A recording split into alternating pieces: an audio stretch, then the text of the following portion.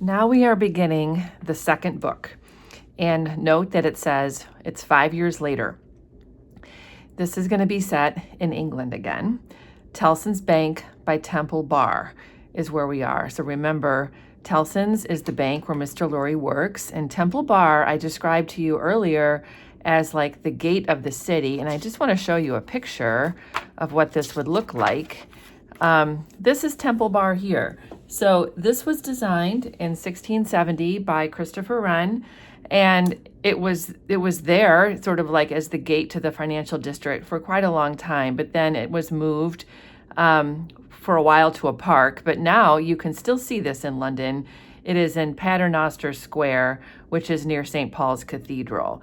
So when they talk about Tellson's Bank being just on the other side of Temple Bar, it's like you would walk through this gate and Tellson's would be just inside to the left. And so even like these windows here would be looking out on Temple Bar. And there will be references later on in this book to people's heads, like when they were beheaded as criminals, would be set across the gate of the city like this, which is sort of interesting. So this is where they are.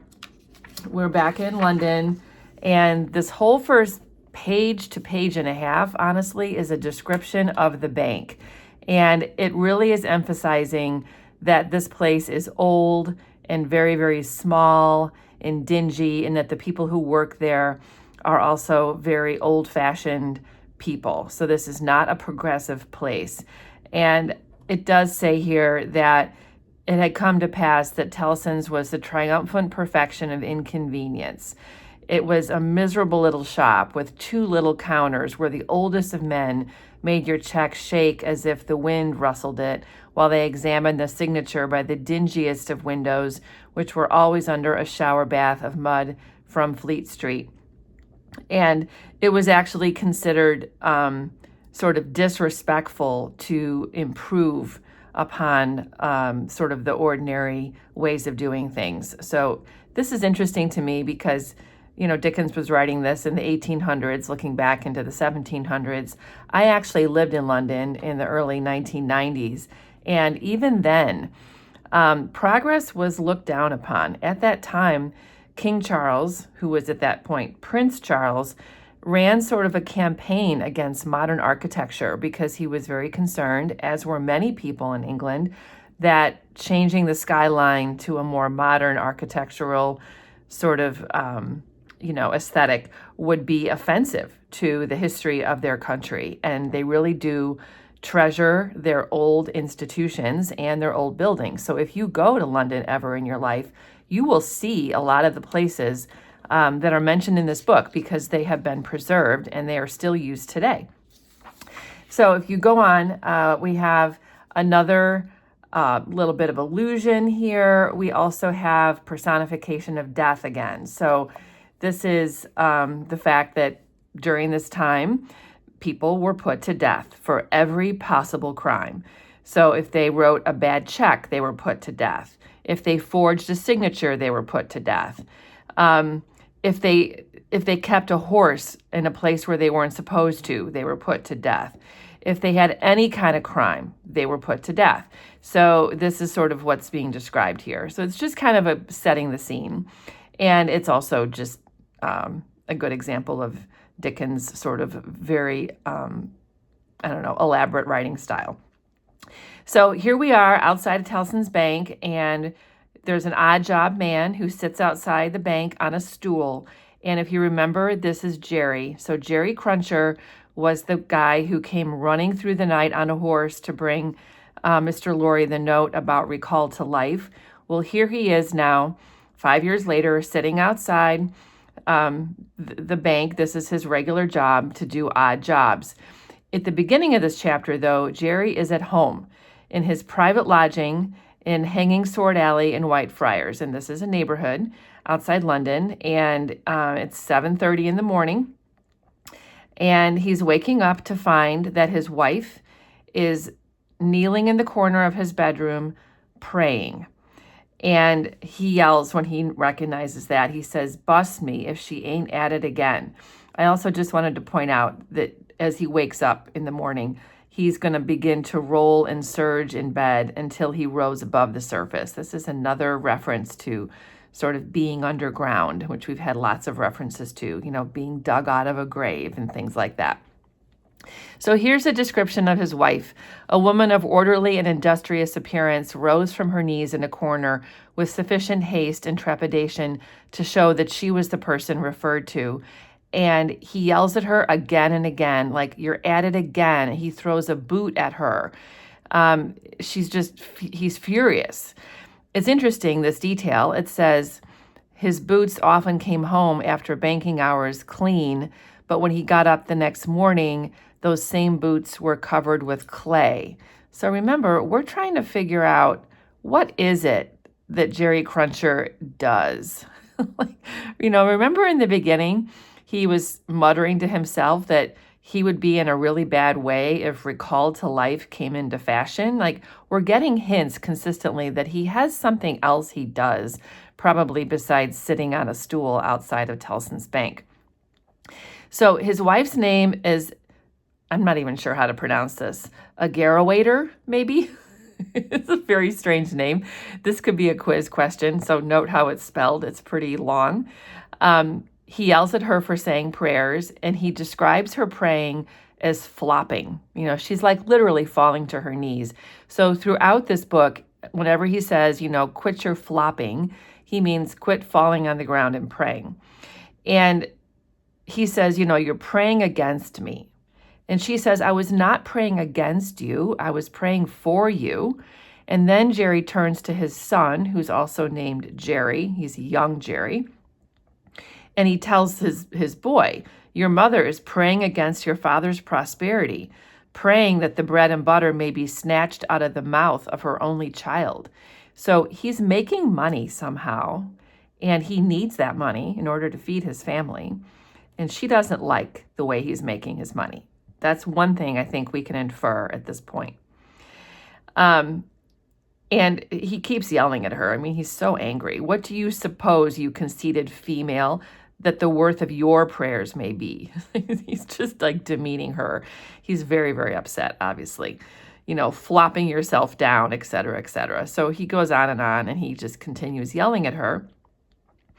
And finally, off he goes to work. So Mr. Cruncher gets himself dressed, he cleans his boots, and off he goes to Tellson's Bank, and he brings young Jerry with him. So it describes right here what his job is at Tellson's.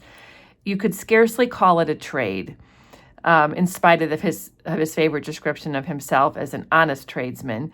This particular job is not what he's talking about, because all it is sitting on a wooden stool that he carries to work each morning, and he just waits for them to need him to do something. He's just an odd job man. And young Jerry comes along because if Jerry Cruncher needs to go do an odd job, young Jerry sits there in case something else comes up. It's interesting. It kind of makes you wonder, why isn't young Jerry in school? But he's not. So there's a description here of the two of them, father and son, who look very much like each other, sit silently in the morning and look at the morning traffic on Fleet Street. Their two heads, as near to one another as two eyes of each bore a considerable resemblance to a pair of monkeys. The resemblance was not lessened by the accidental circumstance that the mature Jerry bit and spat out straw, while the twinkling eyes of the youthful Jerry were as restlessly watchful of him as of everything else in Fleet Street. I could see this being a quiz question. What's Jerry doing? He's chewing straw while he waits for his first assignment. I think it's also important to note that his son is suspicious of him. He watches him, trying to figure out what's going on with his dad. Well, suddenly, Jerry Cruncher is needed. Someone comes out of Tellson's and says, "Porter wanted," and young Jerry says, "Hooray, father, here's an early job to begin with." And so Jerry, off he goes to do whatever is asked of him, and young Jerry sits on the stool, and he chews on the same straw his father has been chewing on, and he says to himself, "Always rusty. His fingers is always rusty," muttered young Jerry. "Where does my father get all that iron rust from? He don't get no iron rust here. So here's another hint to whatever it is Jerry might be doing besides working at the bank. So I'm just going to sort of give you a quick summary. This is a very short chapter. Jerry Cruncher is reintroduced along with his son, young Jerry, and his wife, a Garrowader, who's always praying against him. And some of the hints we've gotten in terms of what Jerry might do in addition to work at the bank is references to muddy boots, iron rust on his fingers, and the fact that his wife is constantly praying. So she's obviously concerned about what he does. So in chapter 2, this is where Jerry is sent. So he is sent to the Old Bailey. So the Old Bailey, which is also still there in London, was the criminal court at the time, the central criminal court where all the big trials were held. And he is sent to go to the Old Bailey and to find Mr. Lorry. So Mr. Lorry is in the Old Bailey watching a trial. And Jerry's instructed to go there and to pass a note to the doorman who will let him in. And he's supposed to just stand in the court and make sure that Mr. Lorry can see where he is. So that's what's being described here. Just stand there, make sure that Mr. Lorry sees where you are. Mr. Lorry wishes to have a messenger at hand. So he asks what kind of trial is going on that morning, and they say it's treason, which is, treason is like when you tell secrets about your country to another that would be harmful potentially. And Jerry says that's quartering. So people who were tried for treason were quartered. So these could be quiz questions potentially. So Jerry does as he's told. There's a little chit chat again about Jerry's voice, which sounds like it's hoarse and maybe he's sick. And Jerry says, "It's the damp, sir, that settles on my chest and voice. I leave you to judge what a damp way of earning a living mine is." This is another hint about what it is he does. So Jerry takes the letter and off he goes to Old Bailey.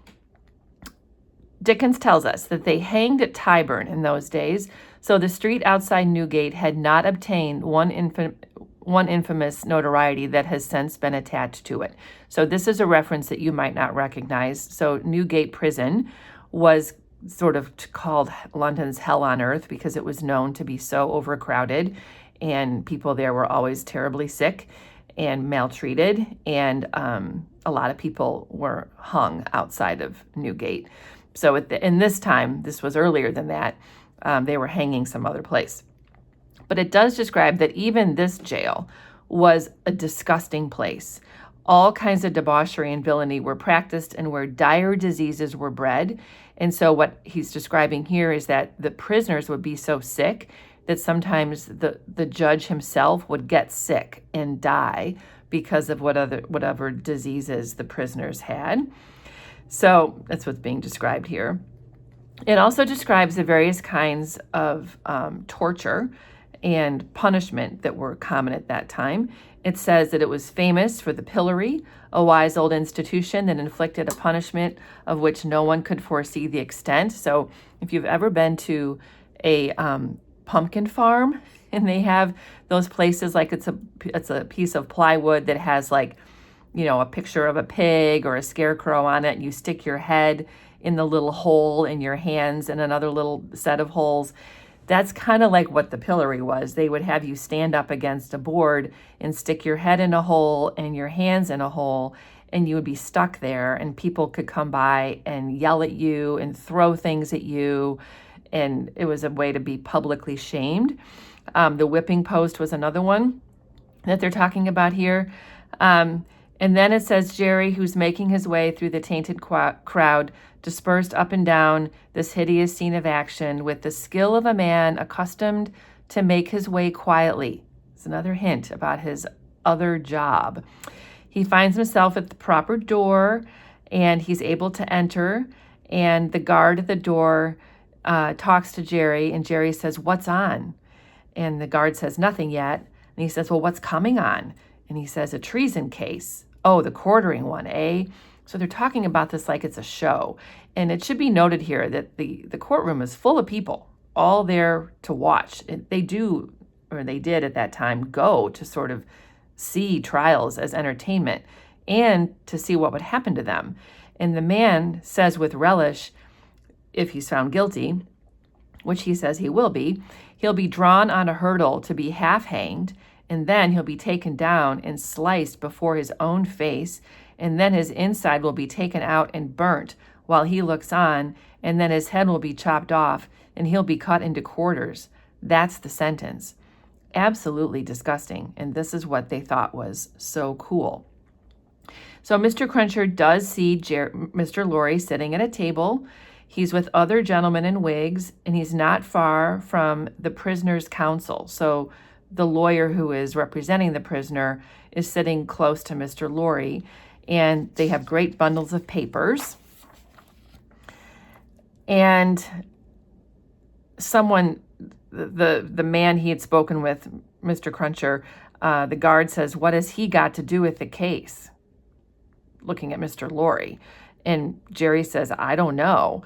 And then the guard says, "What do you have to do with it then?" And Jerry says, "I don't know that either." So there's a lot of mystery about, why is Mr. Lorry in this trial? Why is Jerry there? He doesn't have any idea. So there's also a reference here to everyone in the sort of in the room who's going to be looking at the prisoner. They're all looking at the front to see who the prisoner is, except for there's one wig gentleman who's looking at the ceiling. And we don't know who this is, but this is the second time in this chapter that they do reference one person looking at the ceiling. And it does talk about here, all the human breath in the place rolled at him like a sea or a wind or a fire. Eager faces strained around pillars and corners to get sight of him. Spectators in back rows stood up not to miss a hair of him. Everybody wants to see the prisoner. Jerry, aiming at the prisoner, the beery breath of a wet he had taken as he came along. Everybody's been drinking. And so even Jerry, and this is in the morning, has had beer on his way to the courthouse. So the object of the staring, here's the prisoner, a young man of 25, well-grown and well-looking, with a sunburnt cheek and a dark eye. His condition was that of a young gentleman. He was plainly dressed in black or very dark gray, and his hair, which was long and dark, was gathered in a ribbon at the back of his neck. So he's very proper, more to be out of his way than for ornament. As an emotion of the mind will express itself through any covering of the body, so the paleness which his situation engendered came through the brown upon his cheek, showing the soul to be stronger than the sun. This is a very beautiful description, really. It shows that the prisoner is strong and that he's good. Like when you think about the soul is stronger than the sun, he was otherwise quite self-possessed, and he bowed to the judge and stood quiet. So then they're going to say that the prisoner's name is Charles Darnay.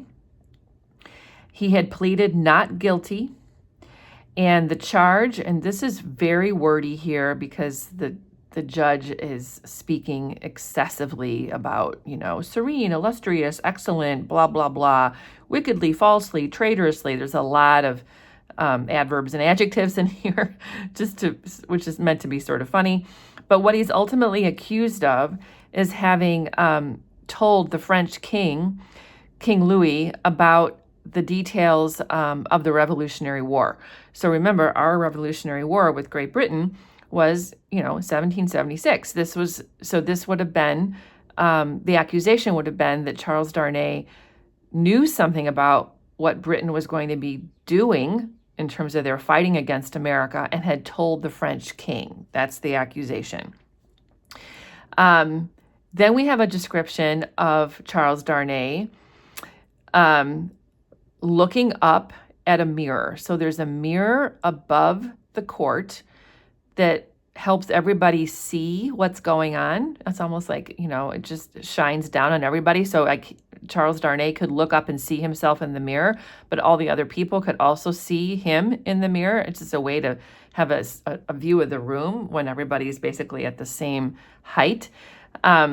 It also is an interesting detail here that the court is full of herbs and sprinkled with vinegar as a way to keep the air fresh and to not spread germs, which is interesting. They thought that one way they could sort of stop the spread of germs from the prisoners was to have a lot of herbs and vinegar. So Charles Darnay looks up at the glass, and then he catches sight of some people in the court who he knows. And he looks over at two people, and the spectators see him looking over at them because, remember, they can see him in the mirror. And there are two figures, a young lady of little more than 20 and a gentleman who was evidently her father, a man of a very remarkable appearance in respect of the absolute whiteness of his hair and a certain indescribable intensity of face. Okay, so this is Dr. Manette and Miss Manette. So Dr. Manette and Miss Manette are in the courtroom. We can also infer that Charles Darnay knows them and that they know him. So his daughter had one of her hands drawn through his arm. So Miss Manette is gripping her father, Dr. Manette's arm, and she has a look of dread and pity for the prisoner. So when this happens, everybody says, "Who are they? Who are those people?" And Jerry, the messenger, who had made his own observation in his own manner, who had been sucking the rust off his fingers in his absorption, stretched his neck to hear who they were. The crowd about him had pressed and passed the inquiry on to the nearest attendant, and from him it had been more slowly pressed and passed back. At last it got to Jerry. Witnesses against the prisoner. So that seems contradictory. Miss Manette looks very upset. It looks like Charles Darnay knows them, and yet they are witnesses against him, which obviously would create a tremendous amount of tension. Against the prisoners. And then the judge, whose eyes had gone in the general direction, recalled them, leaned back in his seat, and looked steadily at the man whose life was in his hand as Mr. Attorney General rose to spin the rope, grind the axe, and hammer the nails into the scaffold. So that is very ominous that everyone expects that Charles Darnay is going to be quartered. So we have a new character introduced very briefly here, Charles Darnay, the prisoner. Mr. Lorry, Miss Manette, and Dr. Manette are all at the trial.